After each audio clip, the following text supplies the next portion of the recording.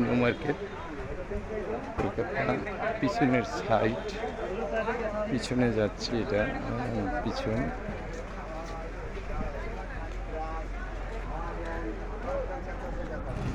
বর্তমানে কলকাতা মানুষ একেবারেই কম, নাই বললেই চলে। একদম কম। হ্যালো,